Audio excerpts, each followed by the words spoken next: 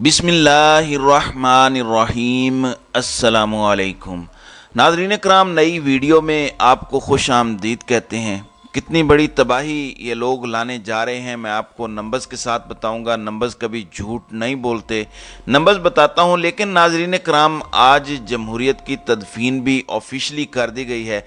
कल एक वीडियो आई थी जिसे देखकर पहले तो मुझे बड़ी खुशी हुई कि शुक्र अल्हम्दुलिल्लाह अदलिया में भी इत्तेहाद पैदा हुआ, लेकिन बाद में एक वजाहती लेटर जारी हुआ जिसने बहुत कुछ क्लियर कर दिया। ये एक वीडियो है जिसमें आपको मौजूदा चीफ जस्टिस और अगले आने वाले चीफ जस्टिस नज़र आ रहे हैं। ये मिलके एक ही बेलचे के साथ कल तक जो जानी दुश्मन थे, आज इकट्ठे एक बेलचा पकड़ते हैं और जमहूरियत, आइन और कानून की तदफीन कर देते हैं। ये लिटरली पाकिस्तान की जमहूरियत को दफना दिया गया है। नाज़रीन इकराम, इस वीडियो के आने से पहले एक लेटर आता है। उस लेटर में कहा जाता है कि कल जो एक वीडियो वायरल हुई थी जिसमें नज़र ऐसा आता है कि जब चीफ जस्टिस मिलने आते हैं तो काजी फायज ईसा दूसरी तरफ मुंह कर लेते हैं।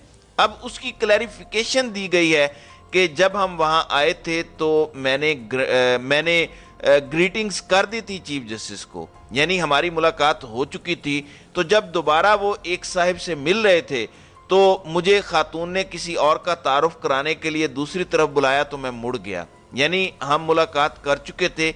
ये एक क्लैरिफिकेशन दी गई। दूसरी एक क्लैरिफिकेशन दी गई कि ये जो तासुर है कि मैंने जानबूझ के सुप्रीम कोर्ट में धड़ा बनाया हुआ है, ये भी गलत है। अब ये बड़ा ज़बरदस्त इस्तेमाल किया गया कि ये जो सोचा जा रहा है कि मैंने कसदन ऐसा किया, आपने कसदन ऐसा नहीं किया, लेकिन हो तो गया है ना। लेकिन अब आप ये कह रहे हैं कि कोई धड़ा नहीं है। इसका मतलब क्या है? इसका मतलब ये नहीं है कि काजी फायज ईसा उमरता बंदियाल के धड़े में आ गए हैं। अगर ऐसा होता तो अगले दिन ही 15 रुकनी बेंच बनता, इस हुकूमत को तौहीन अदालत लगा के घर भेज दिया जाता। लेकिन ऐसा नहीं हुआ ये है, बज़ाहिर ऐसा नजर आता है कि बंदियाल साहब काजी साहब के कैंप का हिस्सा बन गए हैं अपने सारे लोगों के साथ। तो मुकम्मल तौर पर जमहूरियत, आइन और कानून को दफना दिया गया है प्रैक्टिकली। नाज़रीन इकराम, सूरत हाल एक तरफ यह है कि आइन और कानून की धज्जियां उड़ाई जा रही हैं, दूसरी तरफ जबरान नासिर पकड़े जाते हैं क्योंकि उन्होंने कुछ ट्वीट्स पाकिस्तान तहरीक इंसाफ के हक में की। बज़ाहिर ऐसा लगता है क्योंकि इंसानी हुकूक की बात है तो वो ट्वीट्स पाकिस्तान तहरीक इंसाफ के हक में हो गई तो उन्हें उठा लिया गया। 18 घंटे वो अगवा रहते हैं, लेकिन इस दौरान civil society, so called liberal seculars ने आसमान सर पर उठा लिया। कल तक जो कह रहे थे कि ये तो पहले भी होता था, ज़िया के दौर में इससे भी ज़्यादा जुल्म हुआ है और लोगों को सरेआम कोड़े मारे गए, वो अचानक जाग उठे। इतना शोर डाला गया, प्रेशर डाला गया कि 18 घंटे के अंदर वो बंदा सही सलामत घर पहुंच गया और आके पहले ये ट्वीट करता है कि जिस अजीम मकसद के लिए हम काम कर रहे हैं वो जारी रहेगा। अब आगे पता चलेगा आपको कि कितने तहरीक इंसाफ के लोगों के पकड़े जाने पर वो ट्वीट्स करते हैं। फिर आपको पता चलेगा कि सॉफ्टवेयर अपडेट यहाँ भी हो गया है। तो लिबरल सेकुलर्स का चेहरा भी हमने देख लिया कि अगर वो चाहते और आवाज़ उठाते, ये जो 10-15 हज़ार बेगुनाह लोग पकड़े हुए हैं, रियासत मार रही है, ये भी ख़त्म हो जाता। लेकिन इन लोगों ने आवाज़ नहीं उठाई, इनकी मुनाफकत जो है वो सामने आ गई है। लेकिन जो असल तबाही हमारे सामने है वो कुछ और है। ट्रस्ट जो ट्रेड डेफिसिट है वो सामने आया है 2.09 अरब डॉलर का, यानी 2.1 अरब डॉलर का ट्रस्ट डेफिसिट है। यानी जितनी चीज़ें हमने एक्सपोर्ट की हैं, जितनी हमने इंपोर्ट की, हमारी एक्सपोर्ट्स हो गई हैं 2.19 अरब डॉलर की। इमरान खान के दौर में उनकी हुकूमत चलने दी जाती तो इस साल का टारगेट 3 अरब था या इससे भी ज़्यादा था महाना। ये हुई हैं 2.9 अरब डॉलर।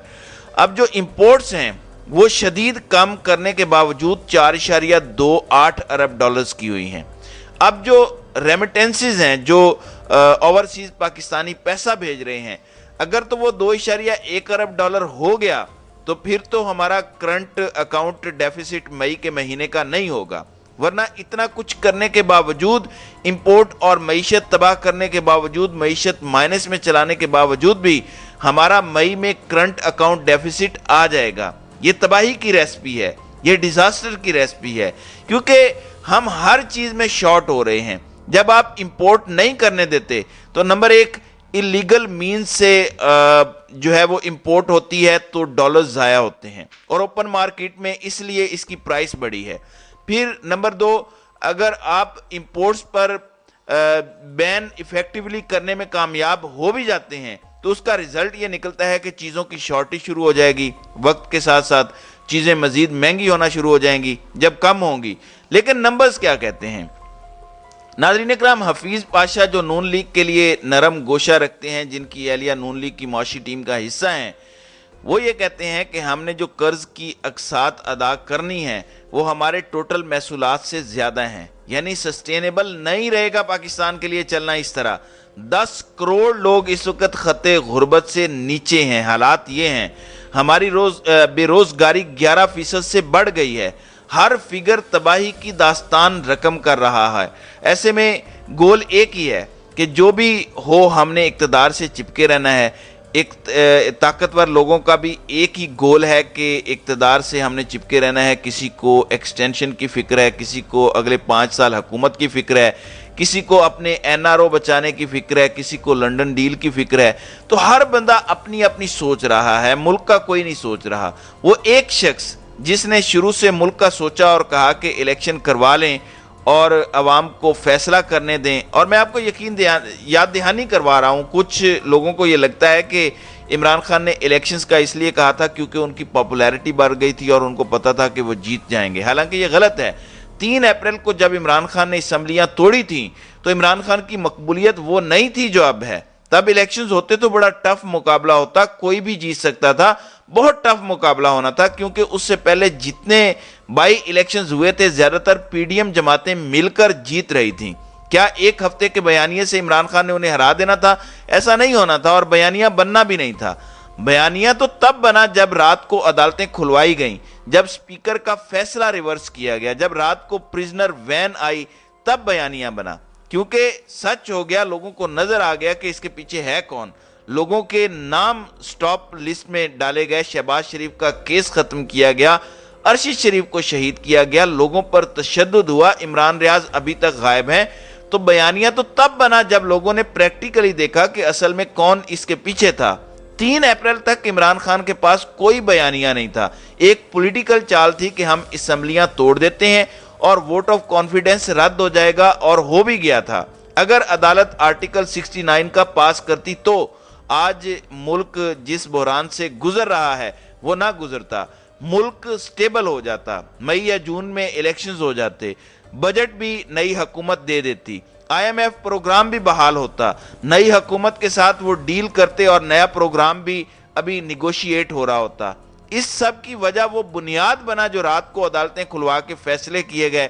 आज तक हम फंसे हुए हैं और अब बंदियाल साहिब भी काजी साहब के कैंप में चले गए हैं।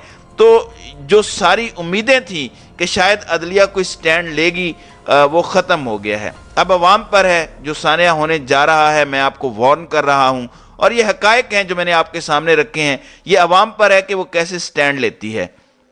नाज़रीन इकराम, एक मोमेंट आपको बता देता हूं, आपको मोमेंट चलानी चाहिए, एक पुरअमन मोमेंट। तहरीक इंसाफ अगर उसे सरवाइव करना है तो हर घर से तहरीक इंसाफ के हक में आवाज़ आनी चाहिए। झंडा लगाएं तहरीक इंसाफ का अपने घरों पर, और बड़ी तादाद में ये हो ताकि पकड़ना नामुमकिन हो जाए। अगर डरेंगे तो और सख्ती होगी, लेकिन अगर सब एक हो जाए तो फिर ये कुछ नहीं कर सकते, और ये कोई जुर्म भी नहीं है कि जिस पर कुछ किया जाए। तो आप देखेंगे कि एक मूवमेंट चल पड़ेगी। एक गाड़ी पर जब झंडा लगा हो तो ये रोकते हैं, मारते हैं, शीशे तोड़ते हैं, झंडा उतरवाते हैं। जब सब गाड़ियों पर ऐसा होगा तो ये नहीं कर सकते, क्योंकि इस वक्त इन्होंने इमरान खान को मीडिया पर बैन कर दिया है कि इनकी तस्वीर, वीडियो, खबर आप इलेक्ट्रॉनिक मीडिया पर नहीं चला सकते। तो अब हर शख्स अपनी गाड़ियों पर झंडा और तस्वीर लगा ले। इस वक्त इस तरह का जुल्म और बर्बरियत हो रही है जिसके लिए अवाम को खड़ा होना पड़ेगा, कौम को स्टैंड लेना पड़ेगा। जो 10,000 लोग पकड़े गए हैं उन्होंने आज़ादी का ठेका नहीं लिया हुआ, ठेका सबका है, क्योंकि ये हम सब की ख्वाहिश है कि हम आज़ाद हों और इमरान खान आए। ओवरसीज़ पाकिस्तानी भी डरे बैठे हैं कि हमने कोई इक्का दुक्का ट्वीट कर दी है तो कहीं हम पाकिस्तान जाएं तो पकड़े ना जाएं। तो इस सूरत हाल में क्या इस माहौल में पाकिस्तान चल सकता है? क्या ऐसे پاکستان آگے بڑھ سکتا ہے؟ کیا یہ پاکستان کا خواب دیکھا تھا ہمارے اکابرین نے؟ کیا یہ علامہ اقبال کا خواب تھا؟ کیا یہ قائد اعظم کی اتنی جد و جہد کا نتیجہ تھا؟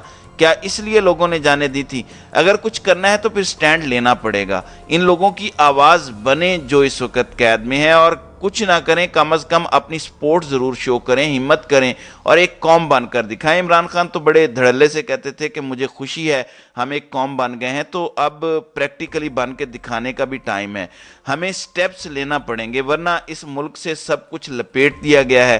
اگلے 8-10 سال مجھے تو اتنے ڈارک نظر آتے ہیں کہ آپ ضیاء، مشرف، ایوب سب کا ماشاءاللہ بھول جائیں گے، جو پاکستان کا مستقبل اس وقت نظر آ رہا ہے۔ تو اس لیے اس وقت کچھ کرنا پڑے گا، ورنہ بہت دیر ہو جائے گی۔ تو ناظرین کرام، آپ کی اس ویڈیو کے حوالے سے کیا رائے ہے؟ آپ اپنی رائے کا اظہار کامنٹ سیکشن میں ضرور کیجئے گا۔